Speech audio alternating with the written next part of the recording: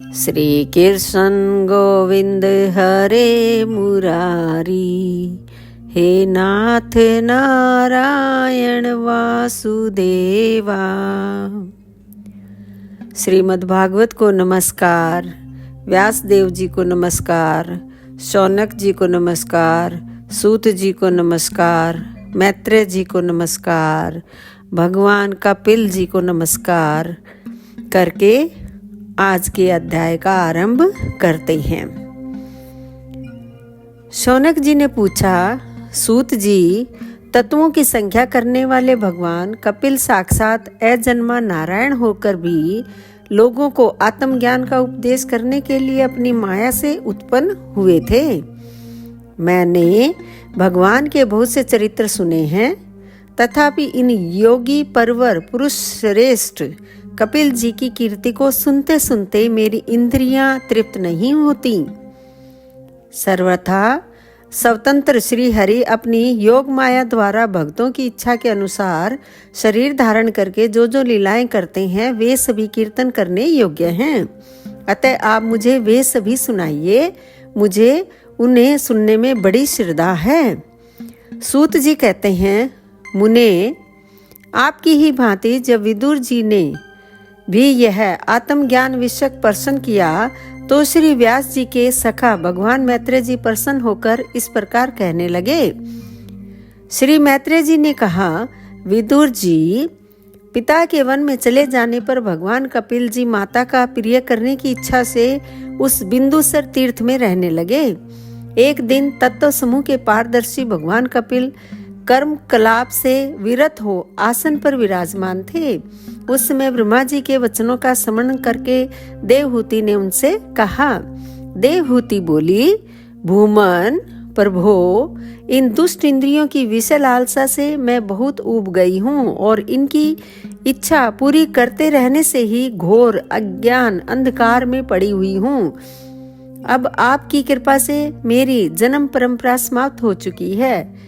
इसी से इस दुस्तर अज्ञान अंधकार से पार लगाने के लिए सुंदर नेत्र रूप आप प्राप्त हुए हैं। आप संपूर्ण जीवों के स्वामी भगवान आदि पुरुष हैं तथा अज्ञान अंधकार से अंधे पुरुषों के लिए नेत्र स्वरूप सूर्य की भांति उदित हुए हैं।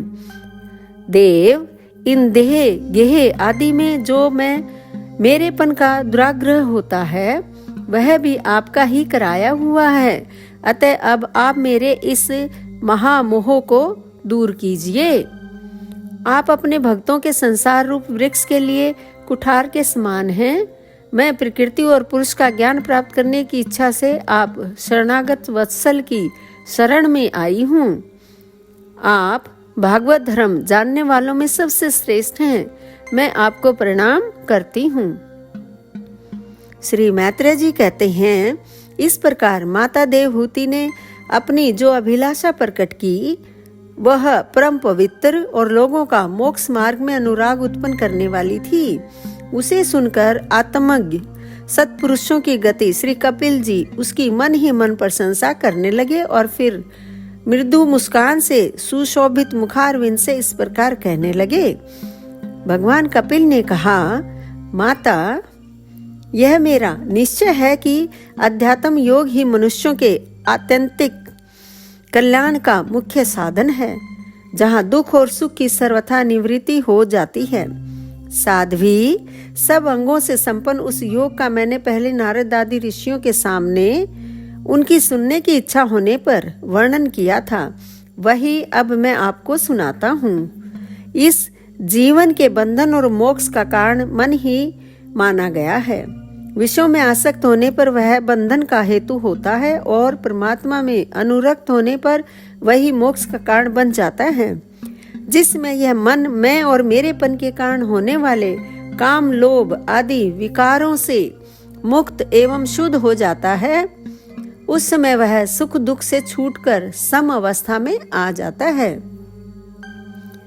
तब जीव अपने ज्ञान, वैराग्य और भक्ति से युक्त हृदय से आत्मा को प्रकृति से परे, एकमात्र, भेद रहित, स्वयं प्रकाश, सूक्ष्म, अखंड और उदासीन देखता है तथा प्रकृति को शक्तिहीन अनुभव करता है। योगियों के लिए भगवत प्राप्ति के निमित्त सर्वात्मा श्री हरि के प्रति की हुई भक्ति के समान और कोई मंगलमय मार्ग नहीं है। विवेकी जन संग या आसक्ति को ही आत्मा का अच्छेद बंधन मानते हैं, किंतु वही संग या आसक्ति जब संतों महापुरुषों के प्रति हो जाती है तो मोक्ष का खुला द्वार बन जाती है। जो लोग सहनशील, दयालु, समस्त देहधारियों के अकारण हित, किसी के प्रति भी शत्रु भाव न रखने वाले, शांत, सरल स्वभाव और सत्पुरुषों का सम्मान करने वाले होते हैं, जो मुझ में अनन्य भाव से सुदृढ़ प्रेम करते हैं, मेरे लिए संपूर्ण कर्म तथा अपने सगे संबंधियों को भी त्याग देते हैं और मेरे प्राण रहकर मेरी पवित्र कथाओं का श्रवण कीर्तन करते हैं तथा मुझ में ही चित्त लगाए रहते हैं, उन भक्तों को संसार के तरह तरह के ताप कोई कष्ट नहीं पहुंचाते हैं। साध्वी, ऐसे ऐसे सर्वसंग परित्यागी महापुरुष ही साधु होते हैं। तुम्हें उन्हीं के संग की इच्छा करनी चाहिए, क्योंकि वे आसक्ति से उत्पन्न सभी दोषों को हर लेने वाले हैं। सत्पुरुषों के समागम से मेरे पराक्रमों का यथार्थ ज्ञान कराने वाली तथा हृदय और कानों को प्रिय लगने वाली कथाएं होती हैं। उनका सेवन करने से शीघ्र ही मोक्ष मार्ग में श्रद्धा, प्रेम और भक्ति का क्रमशः विकास होगा। फिर मेरी सृष्टि आदि लीलाओं का चिंतन करने से प्राप्त हुई भक्ति के द्वारा लौकिक एवं पारलौकिक सुखों में वैराग्य हो जाने पर मनुष्य सावधान रहकर योग के भक्ति प्रधान सरल उपायों से समाहित होकर मनोनिग्रह के लिए यत्न करेगा। इस प्रकार प्रकृति के गुणों से उत्पन्न हुई शब्दादि विषयों का त्याग करने से, वैराग्य युक्त ज्ञान से, योग से और मेरे प्रति की हुई सुदृढ़ भक्ति से मनुष्य मुझ अपने अंतरात्मा को इस देह में ही प्राप्त कर लेता है। देवहूति ने कहा, भगवान, आपकी समुचित भक्ति का स्वरूप क्या है और मेरी जैसी अबलाओं के लिए कैसी भक्ति ठीक है, जिससे कि मैं सहज में ही आपके निर्वाण पद को प्राप्त कर सकूं। निर्वाण स्वरूप प्रभु, जिसके द्वारा तत्व ज्ञान होता है और जो लक्ष्य को बेधने वाले बाण के समान भगवान की प्राप्ति कराने वाला है, वह आपका कहा हुआ योग कैसा है और उसके कितने अंग हैं?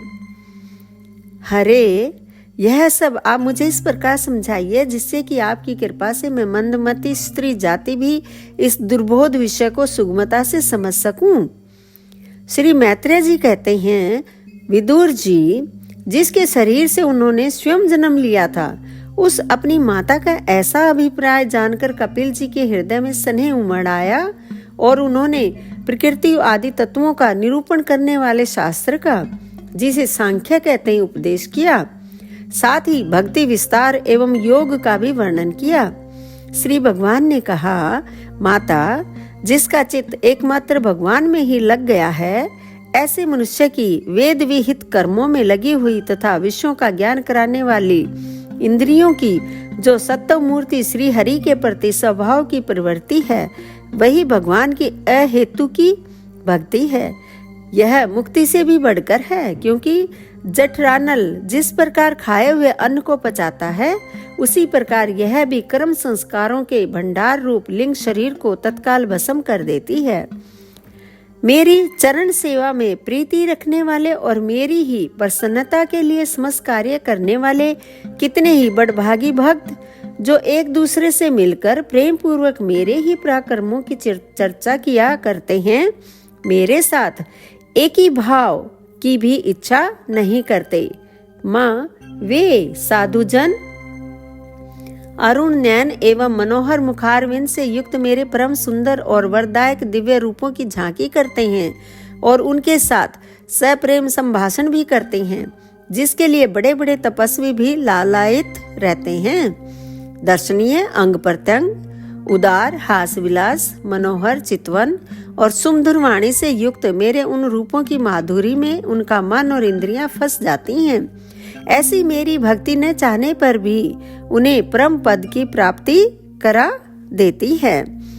अविद्या की निवृत्ति हो जाने पर यद्यपि वे मुझ मायापति के सत्यादि लोकों की भोग संपत्ति भक्ति की प्रवृत्ति के पश्चात स्वयं प्राप्त होने वाली अष्ट सिद्धि अथवा वैकुंठ लोक के भगवदीय ऐश्वर्य की भी इच्छा नहीं करते, तथापि मेरे धाम में पहुंचने पर उन्हें ये सब विभूतियां स्वयं ही प्राप्त हो जाती हैं, जिनका एकमात्र मैं ही प्रिय आत्मा, पुत्र, मित्र, गुरु, सुहृद और इष्ट देव हूँ। वे मेरे ही आश्रय में रहने वाले भक्त जन शांति में वैकुंठ धाम में पहुंचकर किसी प्रकार भी इन दिव्य भोगों से रहित नहीं होते और न उन्हें मेरा कालचक्कर ही ग्रस सकता है। माता जी, जो लोग इहलोक परलोक और इन दोनों लोकों में साथ जाने वाले वासना में लिंग देह को तथा शरीर से संबंध रखने वाले जो धन, पशु एवं गृह आदि पदार्थ हैं, उन सब को और अन्य संग्रहों को भी छोड़कर अनन्य भक्ति से सब प्रकार मेरा ही भजन करते हैं, उन्हें मैं मृत्यु रूप संसार सागर से पार कर देता हूँ। मैं साक्षात भगवान हूँ, प्रकृति और पुरुष का भी प्रभु हूँ तथा समस्त प्राणियों का आत्मा हूँ। मेरे सिवा और किसी का आश्रय लेने से मृत्यु रूप महाभय से छुटकारा नहीं मिल सकता। मेरे भय से यह वायु चलती है, मेरे भय से सूर्य तपता है, मेरे भय से इंद्र वर्षा करता है और अग्नि जलाती है तथा मेरे ही भय से मृत्यु अपने कार्य में प्रवृत्त होता है। योगी जन ज्ञान वैराग्य युक्त भक्ति योग के द्वारा शांति प्राप्त करने के लिए मेरे निर्भय चरण कमलों का आश्रय लेते हैं। संसार में मनुष्य के लिए सबसे बड़ी कल्याण प्राप्ति यही है कि उसका चित्त तीव्र भक्ति योग के द्वारा मुझ में लगकर स्थिर हो जाए। दोस्तों, यहाँ पर यह अध्याय समाप्त होता है। आप मेरे वीडियो रोजाना देख रहे हैं, उसके लिए आपका बहुत बहुत धन्यवाद। लाइक करते हैं, शेयर भी करते हैं, मैं आपकी उसके लिए बहुत आभारी हूँ। धन्यवाद दोस्तों।